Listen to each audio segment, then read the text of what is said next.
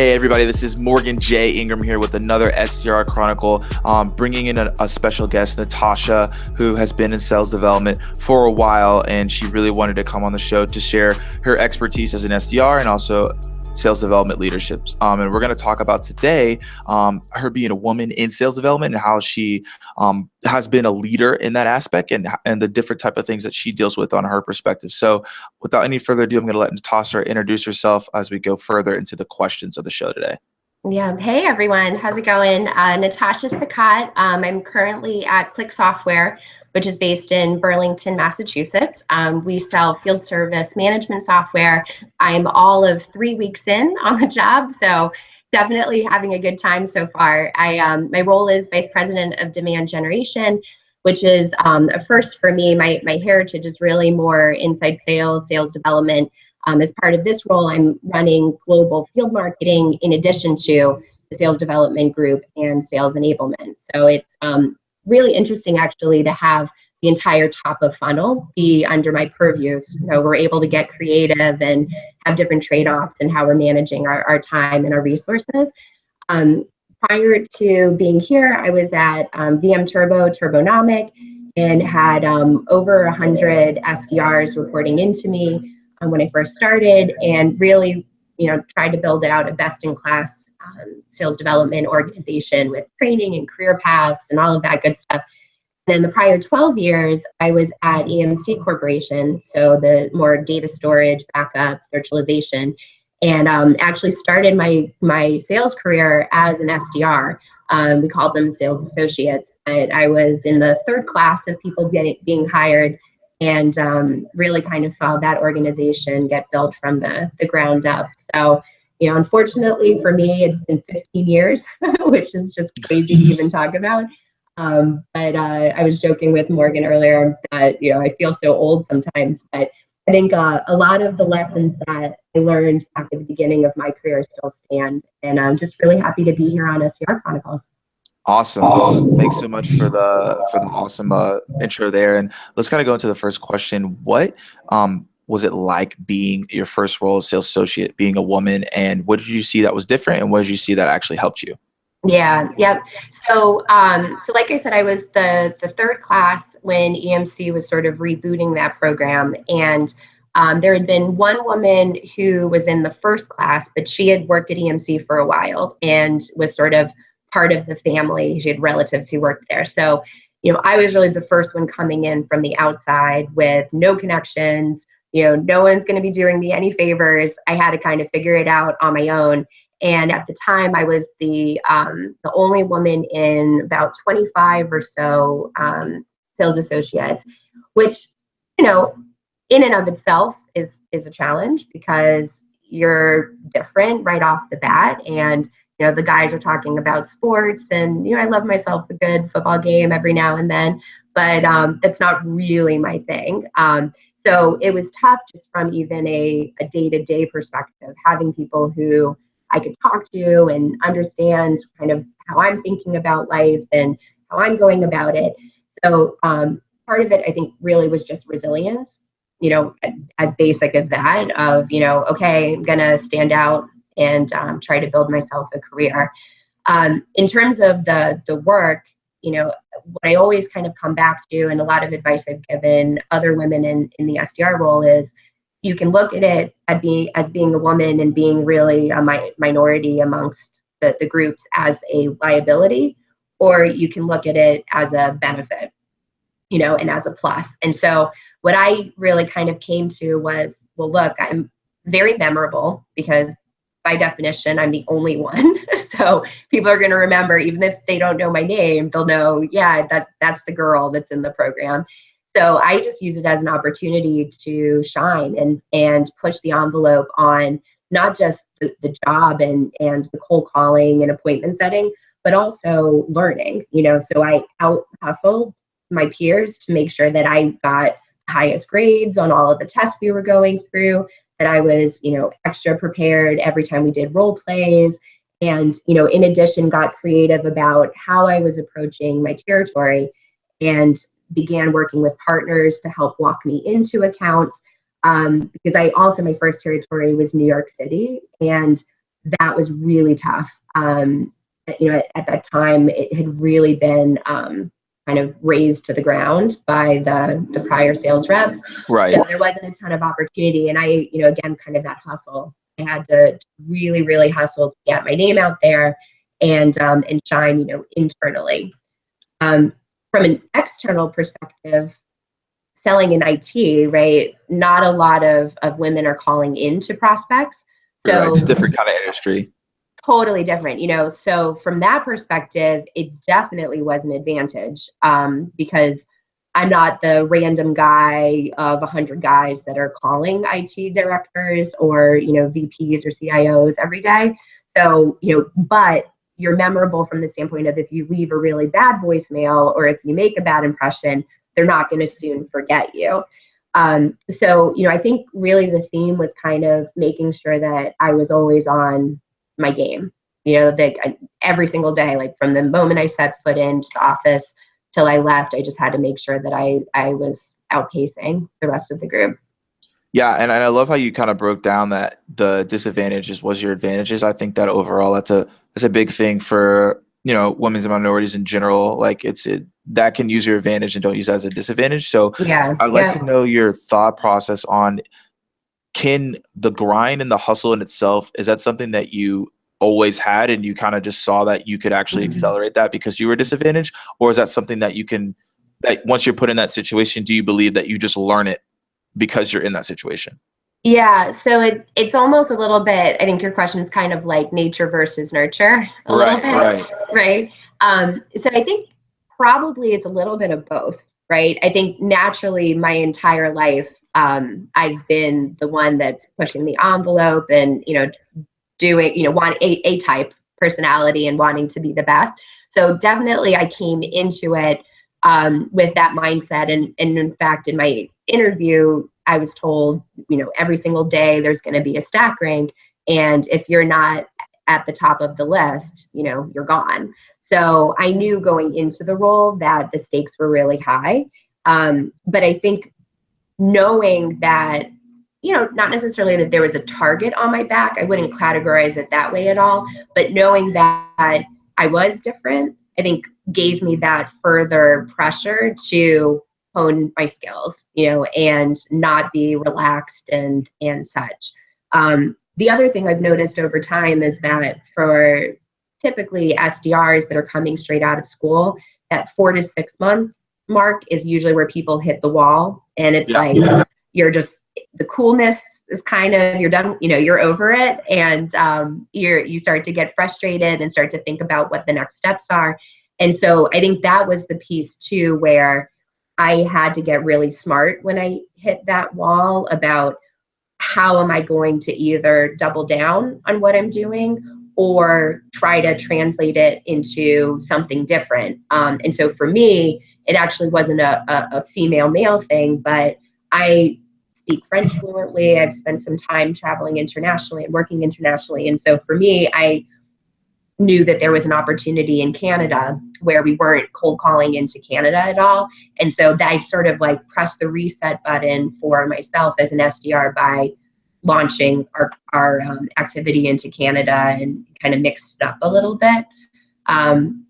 But certainly, I mean, there's things that any SDR is going to face. And then I think there's ones that when you're the 1 out of 25 that you also face.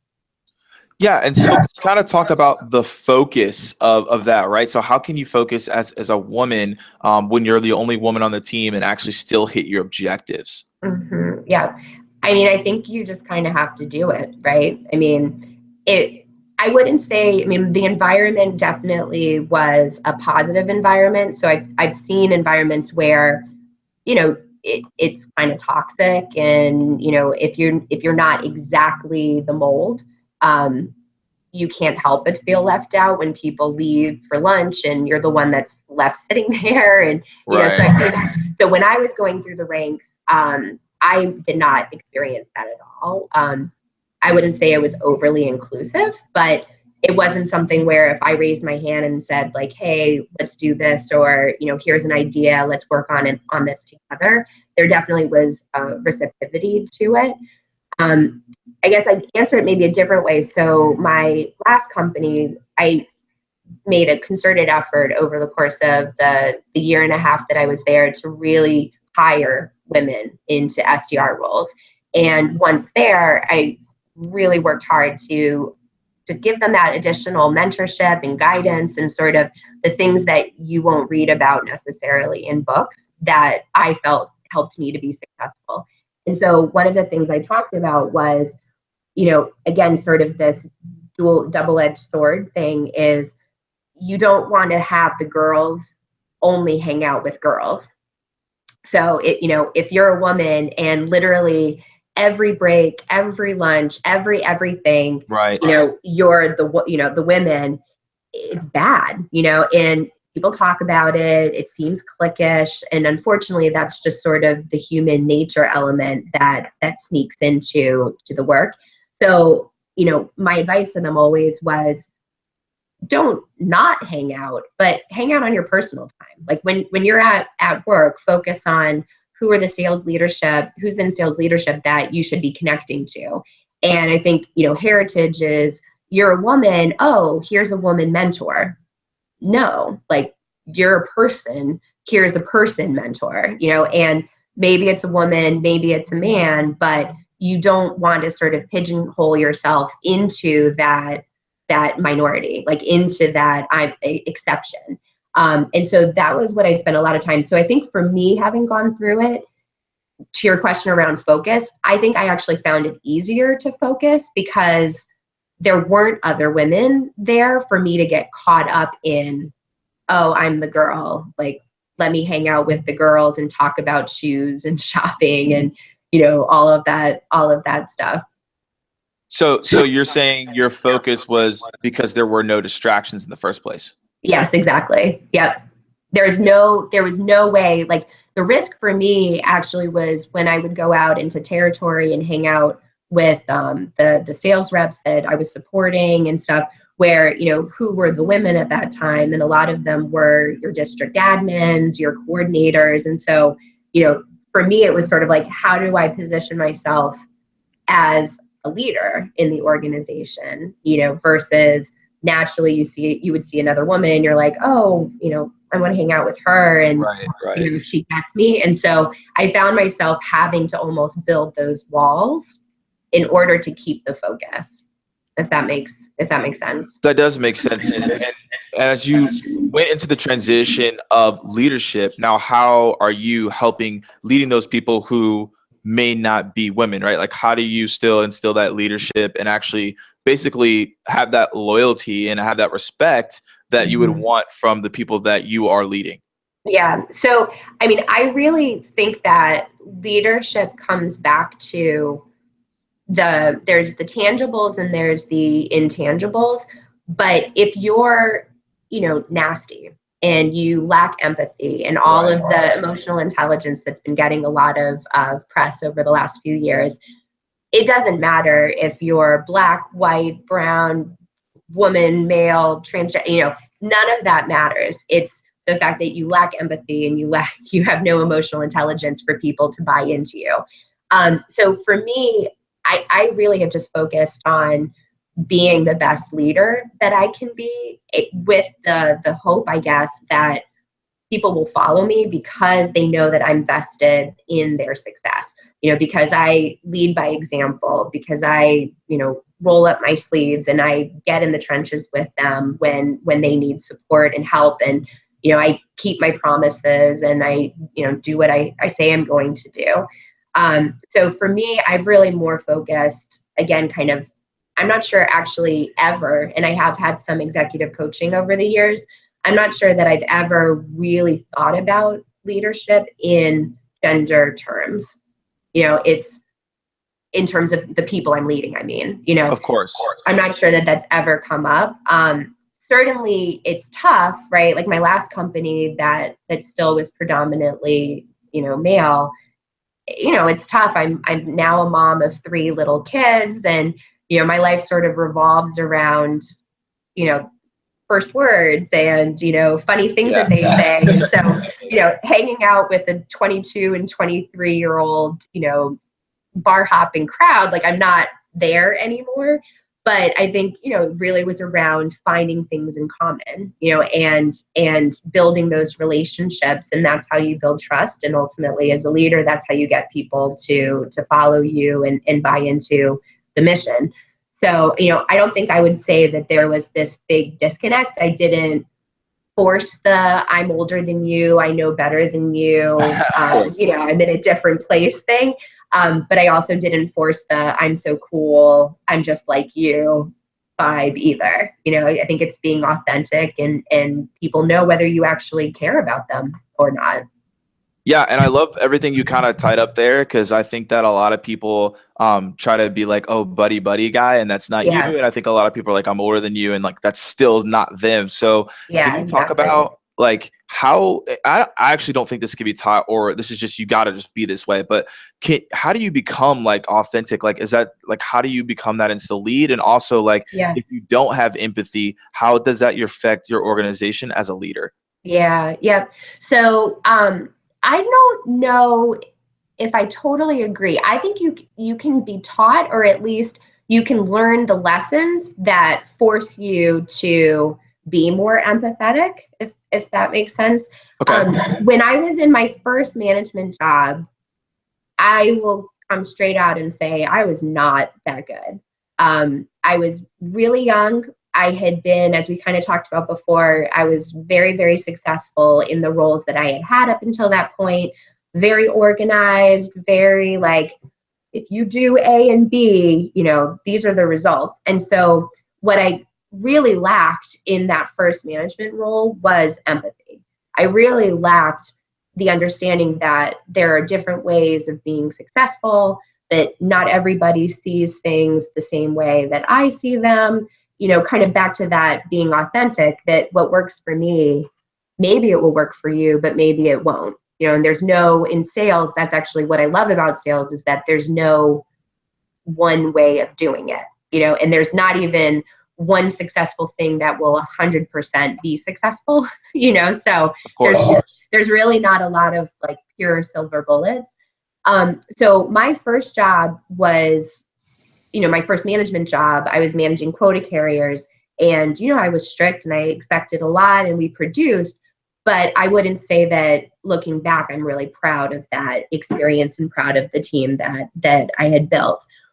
My next role after that, I was shipped off to Europe and helping our European group build out their inside sales group.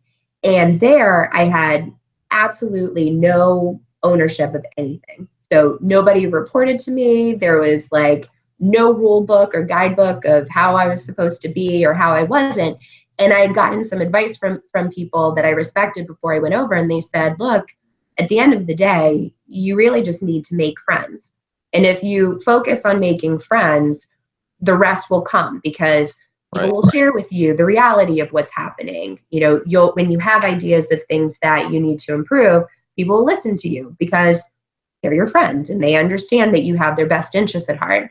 And so that experience in Europe, no question, was very formative for me to understand that it's not as much, you know, what I know, but it's how I make people feel, right? And I hear a lot of young professionals, and I myself did this too, where there was work Natasha and there was home Natasha, and they were very different, right? Right.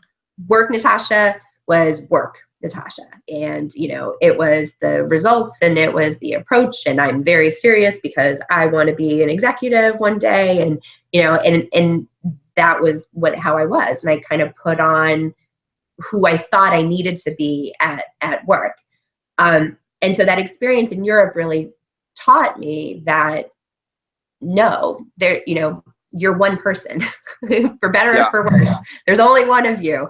And so I really learned how to break that wall down. And I think once I broke the wall down, that empathy, that emotional intelligence kind of came to life a little bit, because I was human. And, you know, right now I'm fighting a cold, and my team knows, like, I'm fighting a cold. I'm not at 100%. You know, I'm going to give you as much as I can give you, but, you know, you guys need to keep the ball rolling and do what you think is right.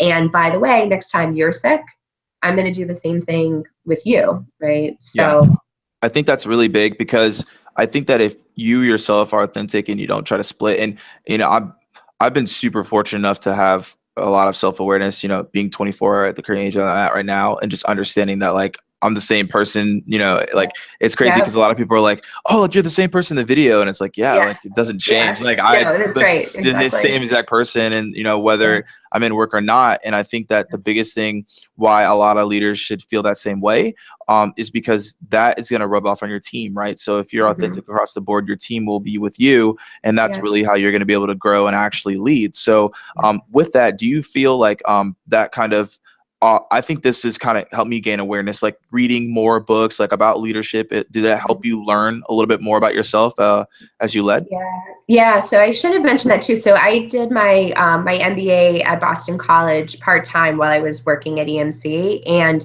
I ended up doing probably 4 classes in leadership specifically. Okay. So variations on it, but the courses taught you how to think about yourself, right? And there was a lot around emotional intelligence and assessing yourself. Also, really interestingly, one of my papers was on observing a leader within my organization and essentially assessing their emotional intelligence and why I thought that they were strong in certain areas and what the impact was when they weren't strong in other areas. And so definitely I tap into what I learned in those classes all the time. Communication styles, that's something that, as an example, I'm 3 weeks in my new job. I've given all of my directs this communication styles worksheet, not because there's a right or a wrong, but if I don't understand how they think about stuff and I don't understand kind of what works for them, I'm not going to be able to get the best out of them, right? And vice versa, they'll be frustrated with me. So so no question, I think that there's formal training. And then the other thing that I was thinking about, because actually there was an article I just saw on LinkedIn this morning talking about Sally Project and sort of this, is it Sheryl Sandberg's Lean In or is it Sally's Own It? And I think for me, I never really jumped on the Lean In bandwagon because, it again, kind of when you're thinking about being authentic, by definition, that means being who you are. So if you're this soft, I'm not, but if I were this soft spoken person, maybe with a lot of creativity, for me to start pounding on the table and being aggressive and trying to kind of put my man pants on, that's not going to work. It's not going to work. Yeah, it's just not going to work. Versus owning what your strengths are and kind of owning that, as a woman, again, there's some advantages to it. You could be all Debbie Downer about it and, oh, it's everyone makes these jokes and I'm not included. And, you can really easily go down that, pitfalls there. But for me, I think it's what makes us different and it potentially what can make us, even more successful if you continue to be authentic and you just admit, and you learn this all the time in sales training. You don't know the answer to something. What do? You say, I don't know the answer to it. Let me go find out. And I promise I'll get back to you. So it's that type of mentality of sort of owning your career. And instead of finding all of the things to be upset about, I talk a lot about kind of how the only thing you can control is your own reaction. You can control yourself. And so as you start to meet obstacles and negativity, you need to own what you're going to do about it, and so that kind of personal accountability has been one of my big flags the past couple of years, especially. Yeah, I really like that, the breakdown of understanding who you are so you're able to help others as well, and just admitting to fault so that you can get closer to who you really are to lead. And as we're wrapping down the show, I have the last couple questions for you. Yeah. Definitely want to talk about the perspectives of if you don't know where to go and you feel like your current organization isn't giving the leadership, what would you give advice to women that, hey, where do I go? Like, is it reach out to someone else who's a leader that's a woman, or you kind of stay away from that? Like, how do you kind of find that leadership when you feel like you're not getting it? Yeah. So, even that statement, I would turn around, right? So Right. definitely there's some cultures, some corporate cultures where I'm not getting it. And if I ask for it, I'm going to be punished for asking for it. But I feel like those are probably few and far between. It's probably more just that, you know, it's not a priority for leadership, or for the organization to try to actively encourage mentorship and development of all different types of people. So for me, when I hear my organization isn't, what I twist it to is, what are you doing to get what you need or what you believe you need to be successful, Of right? course. So personal accountability. So knowing that that's the place, there's one organization in particular, the AAISP, which is now global. So, for any of global SDRs, that organization would still apply. They actually have a protege and mentor program that I've participated in over the past couple of years, where you can get linked up with people, and there's sort of a selection process. So it's not just, you know, by random. Right. It's relevant. Yeah, exactly. Like, so you can, search for people with certain industries or certain titles that you're interested in. So I think that from an organized perspective is one way of doing it. I think also from a LinkedIn perspective, I mean, look at how you and I got hooked up, right? I mean, it's the friend of the friend with the link of the this and the that. Yeah, that's how it And works. right. And here we are talking. So I think that there's also opportunities for the more industrious SDRs, again, female or male, to do that. And then, like I sort of said earlier, for the women, certainly speaking with someone like myself will give that perspective of, okay, when it's time for you to get married or have kids, what do you want to do? That there's a lot of opportunities for men as well, to be good mentors and kind of give some additional perspective on things. So I don't know that I would get, too caught up in the political environment of the company. I would focus more on, if you feel like you need to get some development, find someone that, you think will complement, they shouldn't be the same, but, someone who you think will complement you and is in a position that you're looking to get to, and, reach out and make it happen. Awesome. Well, I love that breakdown. And, last question here, Natasha, what is the number one piece of advice that you give to an SDR as they move into a new role? Yeah. So when you move into new roles, by definition, you've never done them before, right? So Yeah. usually, right? So the thing I always talk about is expecting the unexpected and healthy paranoia. So when I speak with my SDRs, one of my favorite conversations around month 9, 10-ish is, when am I getting into my next step? Right? I've learned everything there is to learn about being an SDR. I'm ready for the next move. And it's not to say that individuals aren't, but you've never carried a quota before, right? So let's not try to jump in because your friends are doing it and it's cool, and potentially there's more money there. There's also a lot more risk. And unfortunately, by the time you get into a quota carrying role, if you're not hitting those numbers, you're gone. I mean, it's very straightforward. And so the thing I usually talk about is, instead of trying to rush into this next role, really break down, what are the things that make people successful in that job? What are the things that you have the ability to do and kind of push the envelope even as an SDR, in terms of, can you work on proposals? Can you hop on negotiate on closing calls and hear how negotiations go down, right? But really take a solid account and have that healthy paranoia of, what's the saying? Hope isn't a strategy. When you have 50% of your salary on the line for commissions, as a lot of plans are, like, why would you rush into that if you weren't 100% sure, at least 80+% sure that you were really ready?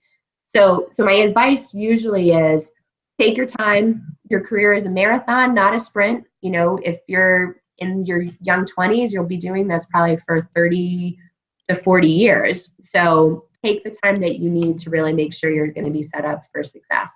And I think that's the most important thing. Awesome, Natasha. Well, thank you so much for the insight and the value. I know that the audience will really appreciate all the things that you've shared today. Once again, thanks again. And as I always say, guys, keep dialing, and we'll see you guys soon. Thank you.